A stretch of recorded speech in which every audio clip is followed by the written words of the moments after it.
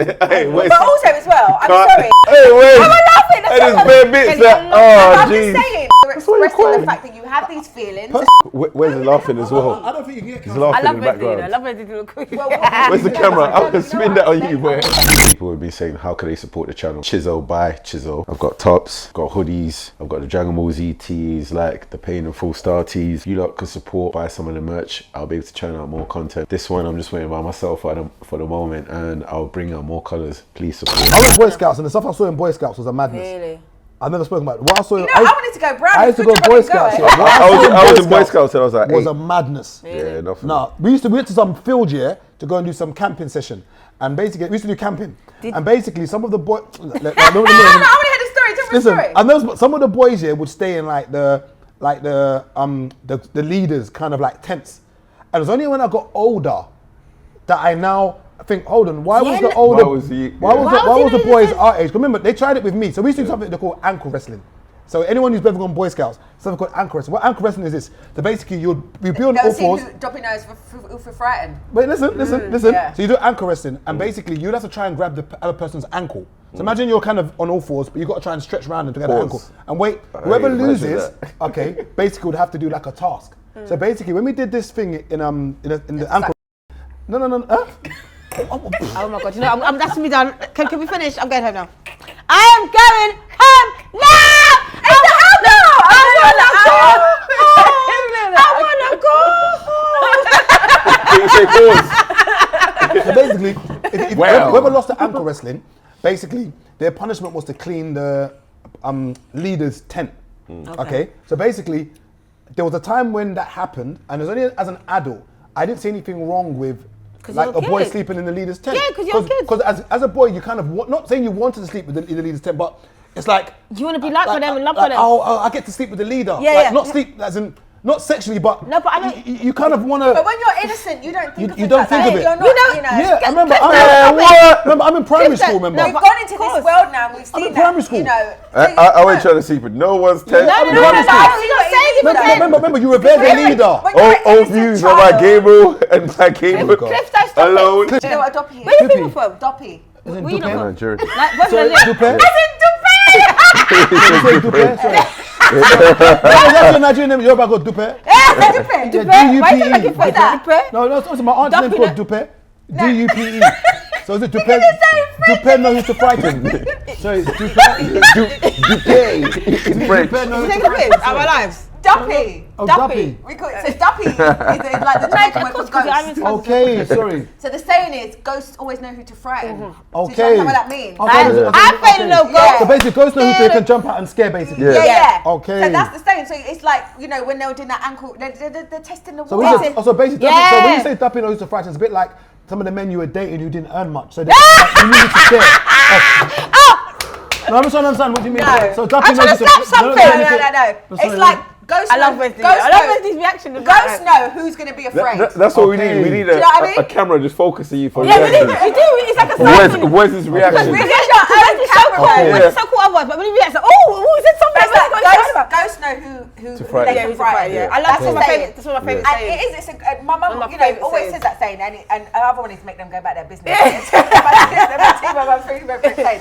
But yeah, like ghosts know for frightened. Yeah. So it's also, you know, you've been in them sort of situations where, like, I've been in certain situations where certain people in certain industries will take advantage of young girls. Yeah. They never took advantage of me. Because Duppy knows her for frightened. Yeah. Don't try it with her. She's not even involved. She's not even interested. And the thing is, well, any situation me and her have ever probably been in, it's because we chose to be in it or because it was our fault. I would never, because from when you're young, you understand what it is. There's anybody can ever pull the wool over my eyes. Like, I know what you're doing, but if I do go down there, I'll blame myself. No one I always say, if Harvey Weinstein took her you're this role, I'd be like, Harvey, suck your own. Disgusting. I'm not sucking Harvey's for a role. Do you know it's so true? Because my head. And I'm not diminishing anyone that was in that situation with him. I am.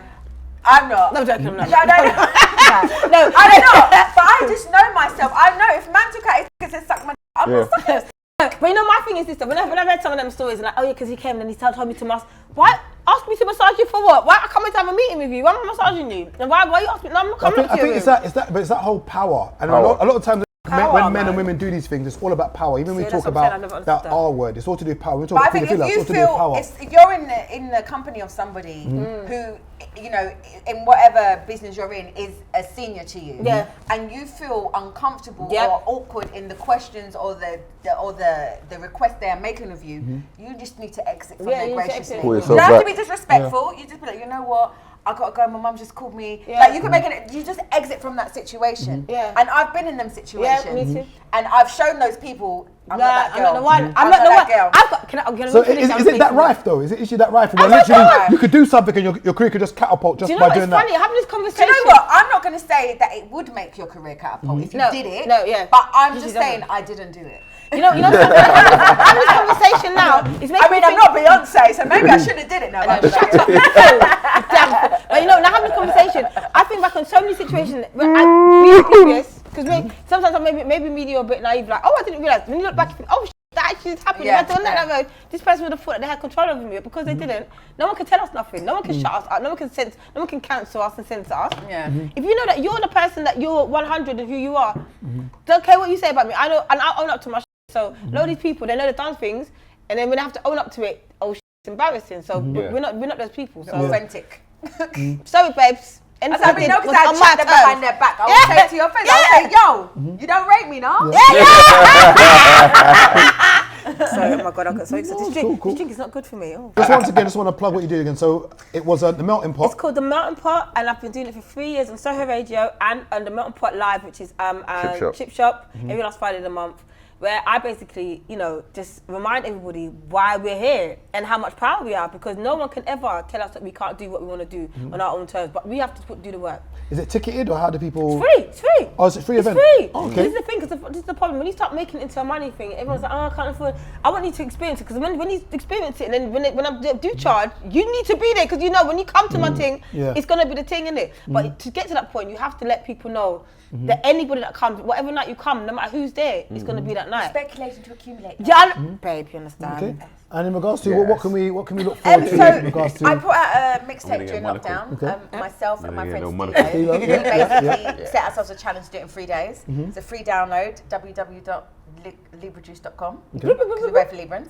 I've got a new album that I've just finished. It's called The Rock Music Volume 1, Pops Electro. It's a fully live album, and it does have a pop element, but I chose to do it. So I'm not selling out, just sometimes. There you go. Okay. And I did it because I just wanted to do, you know, I do a lot of nightclubs, and I love it, but I'm on like 1 in the morning, 2 in the morning, and I just thought I'd like to just do stuff that's What you a say, little that bit more. Jenny Francis hour? But you know, like, I just thought I'd like to do stuff a bit more grown. So I made this album. It's a bit timeless. So I'm kind of sitting on it at the moment. It's finished, but I'm waiting for it. Next year, possibly it will come out. March, probably. I'm joking. No, because this is the whole point. They're going to go on tour Put it on together. the same day, but we can put it on the same day and promote it. But I'm also in a new Excited TV Defo show Records. as well. Okay, which is called? It's called No Housewives in the South. Okay. So it's a reality show, which is just about kind of like Suge Knight. entrepreneurial, predominantly black women, but there's also white women in Hold there as everyone well. for the ankles. Can I finish what I'm saying, please? Can you just shush?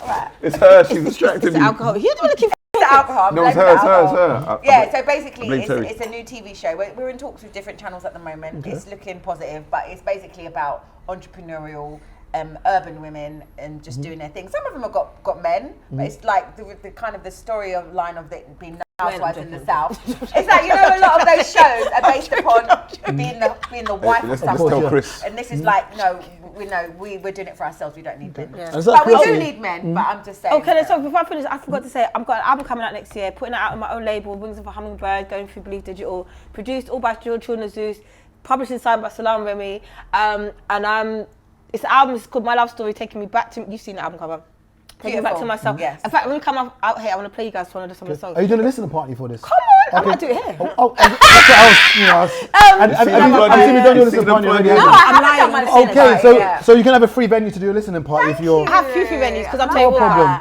Oh, that's fine. Yeah, I said I have a few Hey, venues because I'm table because he's killing the work. when you Don't get worry to about Terry's- it. So sorry. When you get like to Terry's it. parts here, No, you can edit that part out. I just tried to style on me. I know. Just tried to style on me. You know what? No, I speak fast because I have so much. I'm so intelligent. So much thing goes on in my brain. And also, how do you guys brainwave. actually know Chizo? Just out of curiosity.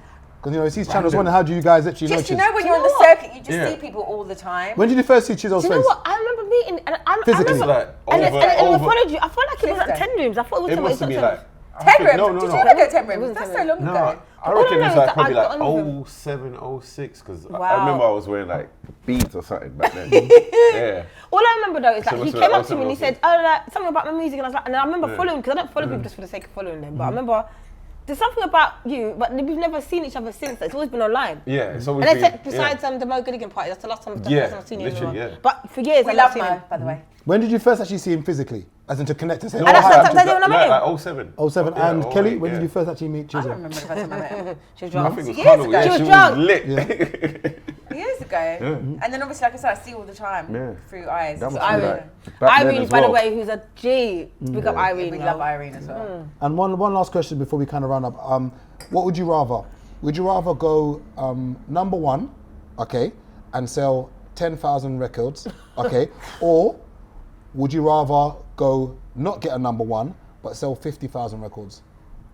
Okay, answer the question. Do you remember what she said earlier? Listen. She went... She, They're both hard and no, but listen. she was in the charts. I went for the I club. repeat the So question you tells again. you what she's going to say. So listen, you've got a choice of this. Two avenues. You can either get a number one and only sell 10,000 records with the same album, or you can produce an album and not get number one but sell 50,000.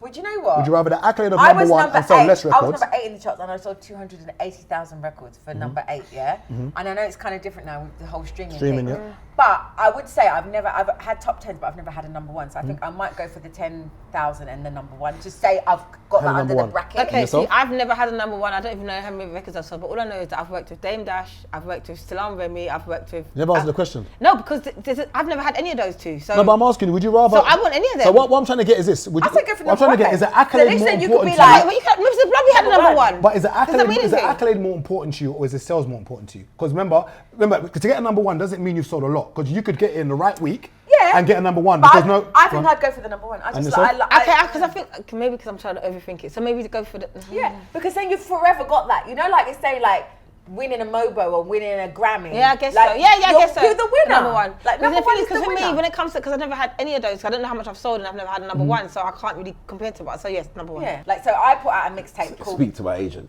I put out a mixtape called Been There Done That. Yeah. Now on this mixtape, I love that. there is like and I work with these people when they were on the up. Yep. When I come say there's Tiny Temper on there, Yep. Mars on there, Yep. Dell's on there. Yep. Like, there's like I was on there. Lethal Bizzle's on there. Like there's so many people on I there was that on I there. worked with. You didn't ask to work with me. I was giving that free. I was working with everyone.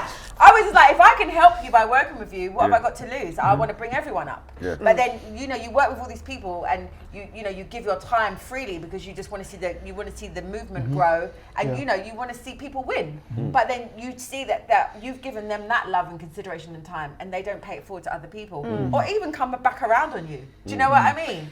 But you know what I've realised about this country as well? People don't like to be told I've helped you get somewhere. That's one thing I have to. What I had to learn for myself. That's a lesson I had to learn. It's like, because that's how I got up. When I met you, when I met Omar, when I met Misha. Why do you think that is? I don't know. I think. I always feel like if you've got to tell somebody, what you've done, they never appreciate it in the first place. So I will never say what I've done for anybody. I'm not saying it to you. If you don't know what I've done for you, then that's your business. And this is one of the reasons she's not good at taking compliments. When you say to Kelly, she's like, oh yeah, but I'm thinking because she's never going to be able to be that person. That's proper weird, because every time when people always ask things like with the parties and all of that, how I got into it, like I always tell people back in the day, Mr. Play and Uncle Frank always used to take me out when I was like 17. Well, you went to their wing. So yeah, literally, them two were the two that put me in the scene. So I remember like when I was like 17 going Maybe on 18. that's where I first met you then. I used to go to all play stuff. Like, remember Text Me and all of that? Yeah. When I'm 17, oh my God, when I'm 17, them man used to sneak me in. Yeah. So when I was 18, Frank was like, oh, you know what, yeah, jump on my event, nice. So like till today, if I have events, like big events, I'll message Frank and I'll be like, oh, Frank, are you free? And if he's not busy, he will come down here and there like time to time. But I always tell people all the time, those two were the two that brought me out there. Because before that I was like, I used to be mad shy, scared of. You face to I've got one shy. best. So my friend Zalon, like Zalon used to sing with Amy Winehouse. Zalon! And Zalon is somebody like, so I saw him in New York and I was out there working and I put him onto a few people and I introed him to a couple of people. And Zalon forever, like wherever he is, he always say, hey, big up Kelly, who was the first person to believe in me and intro me to people and And I respect that 100%. Like, you have to give people the flowers, Yeah. man. You do, but some people don't. They And forget. you know, the thing is, it's fine. I think when, especially we get to a point in your life when you understand, you know what, I know what I'm here for. I know what the role that I played in this. And I think this is why I love this woman so much. Because you could say whatever. I'll be like, this. Oh, babe, maybe it was this. I'm like, no, it's not that. But then I do it for her. We do it the other way around. You've taught me from that school, and I've taught you from that school as well for the new version of it. So you have to have people around you that understand. It's a bigger picture. How about the younger generation? Do you lot have any of the younger artists that you mentioned? I love, you know what, they inspire me. I love them, especially these ones, because somehow there's some respect there. It's a different kind of respect. I'm starting to notice with them now. Oh. Kelly. Can't you see? Sometimes you hypnotize me. I think there's a lot of talent out there, and I really appreciate it. And I do really appreciate kind of like what the digital revolution has done for that, because of social media and stuff, people are able to kind of share their stuff without needing labels and etc. Although I don't know if things really go viral anymore. I always feel like a financial input there that makes that happen. Of course. But but there is, like, I do think, like, when someone stands out, they stand out. But I think a lot of the music to me nowadays is very same. You forget after like a week. I feel like also the way music is produced and how vocals are produced, a lot of people, their voices just sound the same to me. I'm sorry, they just. So you're saying like Gabriel has a chance of being a singer? Oh, hell no. Oh, so, yeah. I think you've got to have a USP. Whoa there, buddy. Whoa there, buddy. I'm not your buddy. Like, Whoa there, buddy. I'm not your buddy, though. Whoa there, buddy. What was I that, think some people buddy? have got, I can actually sing, you know. Some people have got really good songs that people like their No, you songs. can't. But as far as are they exceptionally talented, or do they have an exceptional thing about them? I would say sometimes no. I'm going to make these bottles back that you said I think a lot of music nowadays sounds gonna be a good investment. What's your USP? My USP? Yeah. Don't say twerking. That sounds mean. Well, In general, what do you mean? As in what field? If you was going to be a singer. I'm going to be a singer. The fact that I can't sing. You'd be like Mark Morrison. Babe, that's everybody. What? No, I'm not going to have that. I love Mark Morrison. You know I'm not going to have that. I love Mark Morrison. Because he had swagger. And He said that you ain't got swag. Fridge on Sunday, yeah? Shots. Fridge on Sunday, He had a yeah? very distinctive voice. Yeah, but I think got that. I'm not going to allow you to abuse me. I think So on that note, thank you very much, Terry Walker. Thank you very much, Kelly LaRock. You're welcome. Okay. I've had so much fun. You know. Oh man, it's been awesome. See, the drink helped, right? I don't know what's gonna happen. I'm scared to swatch this back.